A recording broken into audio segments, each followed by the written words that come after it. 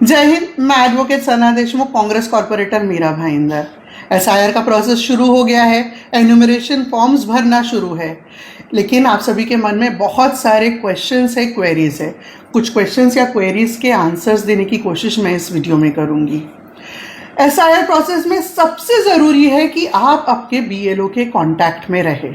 सबसे पहले आप आपके बीएलओ की इंफॉर्मेशन निकालिए, क्योंकि आपके फॉर्म सबमिशन से लेकर तो वो बाद में जो भी उसमें एनोमलीज आएगी, इश्यूज आएंगे, वो सारी चीज़ों को में आपको आपके बीएलओ से कांटेक्ट करना ही होगा। बीएलओ की इंफॉर्मेशन आप ईसीआई नेट के ऐप से या फिर वेबसाइट से निकाल सकते हैं। किस तरह से निकालनी है आइए देखते हैं। आपको आपके बीएलओ की इन्फॉर्मेशन चाहिए, उनका नाम और नंबर ढूंढना है, तो सबसे पहले आपको ईसीआई नेट का ये एप्लीकेशन प्ले स्टोर या ऐप स्टोर से डाउनलोड करना होगा।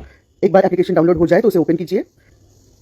एप्लीकेशन ओपन होने के बाद आपको इस तरह से ऑप्शंस आएंगे। इसमें से सबसे लास्ट में जो ग्रीन कलर में ऑप्शन है कनेक्ट विद इलेक्शन ऑफिशियल्स, इस पर आप क्लिक कीजिए।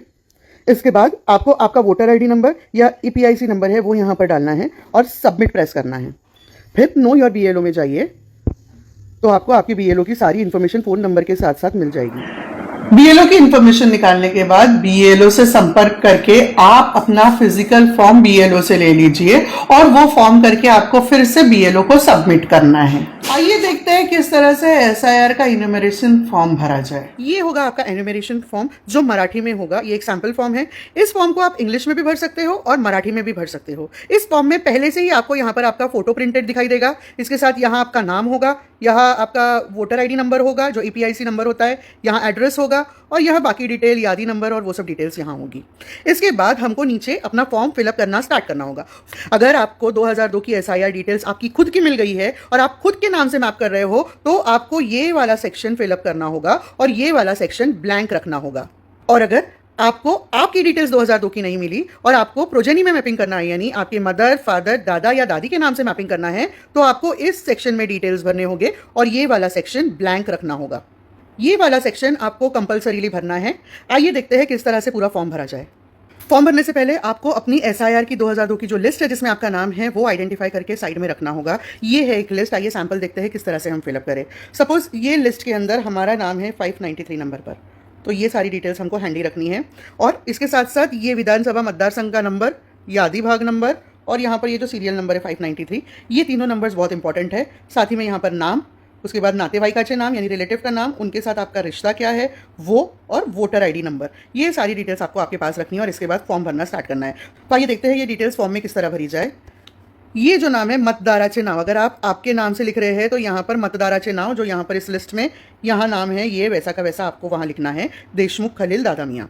इसके बाद नेक्स्ट है मतदाराचे ओळखपत्र क्रमांक उपलब्ध असल्यास, मतलब अगर अवेलेबल हो तो। अब ये 2002 का ओळखपत्र क्रमांक लिखना है, तो ये भी आपको इस लिस्ट में मिल जाएगा जो लास्ट में यहाँ पर दिया हुआ है। पर ये नंबर कभी होता है कभी नहीं होता है। अगर है ये नंबर आपको इस जगह पर लिखना है। अगर वो नंबर नहीं है, अवेलेबल नहीं है, तो फिर ये वाला कॉलम आपको ब्लैंक छोड़ना है। नेक्स्ट है नातेवाईकाचे नाव। अब नातेवाईकाचे नाव इसमें आपको ढूंढना है, तो नातेवाईकाचे नाव है आपका ये वाला, ये जो है देशमुख दादा मियाँ, ये आपका नातेवाईकाचे नाव है। ये नाम यहाँ से उठाकर आपको यहाँ पर लिखना है। इसके बाद है नाते। तो अब नाते जो है ये लिस्ट में यहाँ पर आपको नाता दिया हुआ है व का मतलब होता है वडिल, प का मतलब होता है पति, तो यहाँ पे वडिल का नाम है व, तो ये व का जो वडिल है वो आपको नाता जो है वो इस भाग में लिखना है। इसके बाद जिला।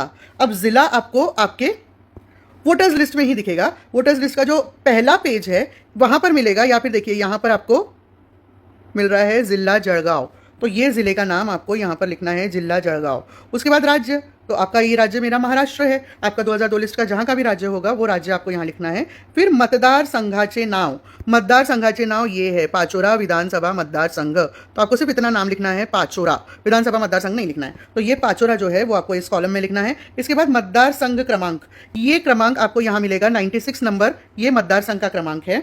इसके बाद नेक्स्ट है यादी भाग क्रमांक। यादी भाग क्रमांक आपको यहाँ मिलेगा 35 नंबर, 0035, ये यादी भाग नंबर है। इसके बाद अनुक्रमांक, अनुक्रमांक यानी ये जो आपका सीरियल नंबर यहाँ पर दिया हुआ है ये अनुक्रमांक है 593, ये आप यहाँ फिल कर दोगे। इतना फिल करने के बाद ये जिस तरह से कहा मैंने, ये ब्लैंक छोड़ना है और फिर उसके बाद आगे का फॉर्म भरना है। ये हो गया अगर आपके खुद के नाम को, 2002 के नाम को अगर आप मैप कर रहे हो। लेकिन अगर आप अपने किसी रिलेटिव के नाम से, मतलब ये जो डिटेल्स थी, ये डिटेल्स अगर आपकी नहीं है, आपकी किसी रिलेटिव की डिटेल है, तो जो कुछ भी भरने बोला वो सारी चीज़ें आपको ये कॉलम में ना भरते हुए इस कॉलम में भरनी है। मतलब यहाँ पे नाव, फिर ओळख पत्र क्रमांक अगर होगा तो फिर ओळख पत्र क्रमांक यहाँ आएगा, फिर नातेवाईकाचे नाव देशमुख दादा मियाँ जो था, फिर नाते वडील, जिल्हा जळगाव, राज्य महाराष्ट्र, मतदारसंघाचे नाव पाचोरा, फिर मतदारसंघ क्रमांक 096, यादी भाग क्रमांक 0035 और अनुक्रमांक 593। ये सब जो डिटेल्स हम लोगों को यहाँ मिली है, ये सारी डिटेल्स हमको इस साइड पे फिल करनी होगी और ये वाला कॉलम ब्लैंक रखना होगा। यहाँ कुछ नहीं करना है, क्रॉस वगैरह नहीं करना है, इसे ब्लैंक रखना है। तो इस तरह से या तो आपको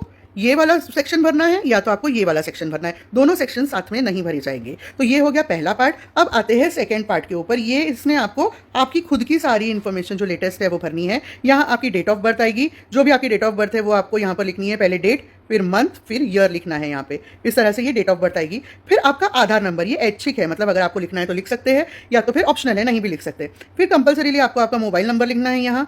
फिर वडिलांचे किंवा पालकांचे नाव, यानी फादर का नाम या जो भी आपका गार्जियन है उनका नाम, पेरेंट का नाम यहाँ पर आएगा। फिर उसके बाद अगर उनका वोटर आईडी आपके पास अभी प्रेजेंट है तो उनका वोटर आईडी नंबर यहाँ पर आएगा। फिर आईचे नाव, यानी आपकी मदर का नाम यहाँ पर आएगा। फिर आई का भी, अगर मदर का आपके पास वोटर आईडी प्रेजेंट है तो उनका वोटर आईडी नंबर। फिर पति किंवा पत्नीचे नाव, अगर आप मैरिड हो तो आपके हस्बैंड या वाइफ का जो भी नाम है वो यहाँ आएगा और उनके पास वोटर आईडी अगर है तो उनका वोटर आईडी नंबर यहाँ आएगा। इस तरह से आपका सारा डिटेल्स आपको यहाँ पर फिलअप करना है। फॉर्म फिलअप होने के बाद लास्ट में आपको यहाँ पर अपनी साइन करनी है या फिर अंगूठे का निशान लगाना है। अगर आपने ये फॉर्म खुद नहीं भरा है, आपके किसी रिलेटिव ने भरा है, तो उन्हें वहाँ पर साइन, आप अवेलेबल नहीं हो तो उन्हें आपके रिलेटिव को यहाँ साइन करनी है या अंगूठे का निशान लगाना है। और फिर वो रिलेटिव का यहाँ पर आपसे संबंध क्या है, वो आई वडील जो भी है वो आपको यहाँ लिखना है, आई है या वडील है। या फिर आप खुद ने अगर साइन की है तो यहाँ पर आपको लिखना है सेल्फ या स्वतः, यहाँ लिखना है और यहाँ पर डेट लिखनी है। इस तरह से आपको अपना फॉर्म कंप्लीट करना है। आप ये फॉर्म ऑनलाइन भी भर सकते हैं, लेकिन ऑनलाइन फॉर्म भरने के लिए आपको आपके आधार कार्ड का नाम और आपके इलेक्शन आईडी जो है, वोटर आईडी है, इसका नाम वर्ड टू वर्ड मैच होना चाहिए। और इसी के साथ साथ आपका वोटर आईडी है वो भी आपका फ़ोन नंबर से लिंक होना चाहिए। अगर आपका आधार कार्ड और वोटर आईडी का नाम एग्जैक्ट मैच नहीं है और फ़ोन नंबर वोटर आईडी से लिंक नहीं है तो आप ऑनलाइन एन्यूमरेशन फॉर्म नहीं भर सकते। आपको आपके बीएलओ से फॉर्म लेके वही फॉर्म आपको भरना होगा।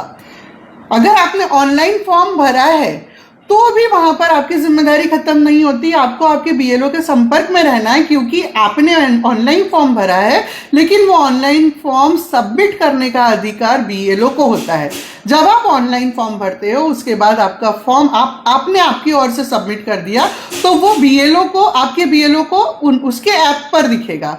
आपका बीएलओ वो पूरा फॉर्म चेक करेगा, उसमें अगर कोई गलतियां है तो उसे अपडेट करेगा और अगर सही है, प्रॉपर है, तो फिर उसे सबमिट करेगा। जब आपका बीएलओ आपका फॉर्म सबमिट करेगा तभी आपके फॉर्म का फाइनल सबमिशन होगा। तो अगर आपने ऑनलाइन फॉर्म भरा है फिर भी आप आपके बीएलओ को कांटेक्ट कीजिए और उससे पूछिए उसने आपका फॉर्म सबमिट किया है या नहीं किया है। ये बहुत ज़रूरी है। सिर्फ ऑनलाइन फॉर्म भर के आपको ऐसे ही निश्चिंत होकर नहीं बैठना है। जो लोगों ने प्री एसआईआर फेज में, मैपिंग फेज में मैपिंग की है तो बहुत अच्छा है। अगर आपने नहीं की है तो अब चिंता करने की ज़रूरत नहीं है, क्योंकि बीएलओज आपके एसआईआर का जो इन्यूमरेशन फॉर्म है वो भरने के साथ साथ उन्हें अभी भी आपको आपकी मैपिंग करने का एक्सेस है। तो अब भी आपकी मैपिंग हो सकती है। इन्यूमरेशन फॉर्म भरना और बीएलओ से कांटेक्ट में रहना ये आपकी जिम्मेदारी है, लेकिन इसके बाद भी कंप्यूटराइज्ड इश्यूज की वजह से बहुत सारे प्रॉब्लम्स आ रहे हैं। मैपिंग हो गई, फॉर्म भर दिया, इसके बाद भी चांसेस है स्पेलिंग मिस्टेक या कोई और इश्यूज की वजह से, एनोमैलीज जिसे कहते हैं, उन एनोमैलीज की वजह से आपका हियरिंग में नाम आ सकता है, आपका लिटिगेशन हो सकता है। ऐसे सूरत में आपको घबराना नहीं है। आपको अपने डॉक्यूमेंट्स रेडी रखना है जो आपके नाम में जो स्पेलिंग में मिस्टेक्स है वो जस्टिफाई कर सके कि वो कंप्यूटराइज मिस्टेक है, आपकी गलती नहीं है। आपके प्रॉपर डॉक्यूमेंट्स आपके पास रखिए और साथ ही एसआईआर की प्रोसेस में जो हमको 12 डॉक्यूमेंट्स बोले गए हैं वो 12 डॉक्यूमेंट्स में से कोई एक डॉक्यूमेंट आपको रेडी रखना है। ये 12 डॉक्यूमेंट की लिस्ट मैं आप सभी से शेयर कर रही हूँ। आइए देखते हैं ये 12 डॉक्यूमेंट्स कौन से हैं। ये है एक्सेप्टेड डॉक्यूमेंट्स की लिस्ट। इसमें से इजीली अवेलेबल डॉक्यूमेंट्स अगर देखा जाए तो पासपोर्ट, बर्थ सर्टिफिकेट और गवर्नमेंट एम्प्लॉयज़ के आईडी कार्ड, पेंशन कार्ड या फिर गवर्नमेंट का कोई भी अगर आईडी आपके पास है तो ये इजीली अवेलेबल होगा।